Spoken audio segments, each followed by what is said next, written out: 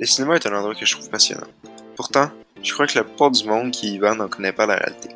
Tout le monde sait que les effets spéciaux existent, mais personne ne les connaît. Personne ne sait d'où ils viennent. En fait, c'est Georges Méliès que l'on considère comme étant le père des effets spéciaux.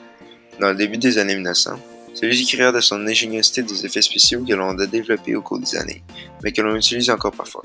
Comme l'apparition d'un personnage grâce à une scène que l'on a coupée, changé le décor et qu'on a recommencé à filmer. Toutefois, les effets spéciaux ont commencé à se développer davantage lorsqu'on va commencer à utiliser notre technologie informatique. L'arrivée de l'informatique au cinéma engendra un changement autant énorme que rapide dans la qualité des effets spéciaux.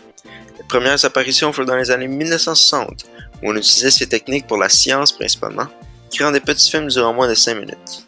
Puis, plus les années avançaient, plus les effets spéciaux se développaient eux aussi à une vitesse incroyable. Jusqu'à en venir aux effets spéciaux que l'on offre de nos jours, au quotidien, et ce, comme plusieurs le croient, grâce aux immenses innovations technologiques qu'ont fait les réalisateurs du film Avatar en 2009. Mais quels sont ces effets spéciaux qui nous en mettent plein la bouche? Eh bien, voilà ce qui se passe derrière l'écran. Premièrement, la motion capture. Cette technique permet aux acteurs de jouer le rôle de créatures ou choses irréalistes que l'on crée à l'aide de capteurs placés à différents endroits stratégiques sur le corps du sujet en question. Les capteurs enverront ensuite un signal qui sera perçu par une caméra spéciale. On s'occupera ensuite d'associer un modèle 3D au mouvement enregistré et le tour est joué.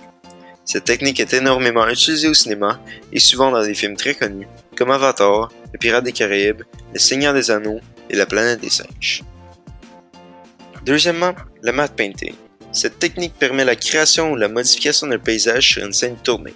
Il suffit de modifier ou de rajouter des éléments à l'aide d'un ordinateur sur un paysage pour ainsi créer des images magnifiques.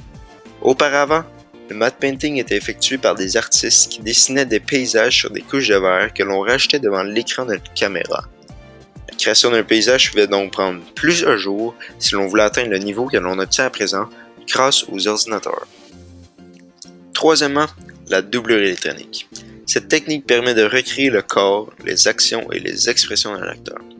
Elle permet de filmer une scène si un acteur ne peut pas ou ne veut pas la filmer. On prend les expressions grâce à la performance capture, qui ressemble énormément à la motion capture, mais qui se spécialise dans les expressions du visage. Ensuite, l'acteur est mis dans une sphère avec des milliers de LED qui permet de prendre précisément son physique et de le reproduire numériquement. Cette technique est aussi utilisée pour ressusciter des acteurs ou simplement les rajeunir. Comme avec Paul Walker dans Rapid et Dangereux 7, interprété par son frère, ou avec le film Rogue One, une histoire de Star Wars, où apparaît Peter Cushing, mort en 1994, et Carrie Fisher, comme elle ressemblait lorsqu'elle avait 21 ans.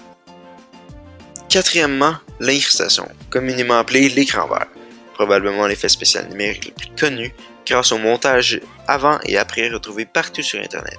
Il s'agit en fait de quand une scène sera filmée devant un écran vert ou bleu et où des acteurs, des objets et des lieux pourront être ajoutés sur une image en étant filmés séparément. On utilise les fonds verts et bleus puisque ce sont les deux couleurs les plus éloignées de la peau humaine. De cette façon, le découpage de l'écran pour ajouter l'image par ordinateur est donc plus facile. Chaque pixel de l'écran vert correspond à un numéro différent de celui des autres couleurs de l'écran, ce qui facilite le travail de découpage. On utilise parfois les écrans verts sur les acteurs ou les objets pour faciliter le jeu des acteurs lorsqu'on tourne une scène avec une créature que l'on ajoutera par montage grâce à un ordinateur. Voilà donc quelques effets spéciaux utilisés au cinéma. Évidemment, je n'ai que couvert une partie des effets spéciaux que l'on retrouve au grand écran, mais ceux démontrés dans cette vidéo sont probablement les plus courants et les plus populaires. C'est tout pour cette vidéo, j'espère que vous l'avez apprécié et que vous en avez appris davantage sur ce qui se passe derrière l'écran du cinéma.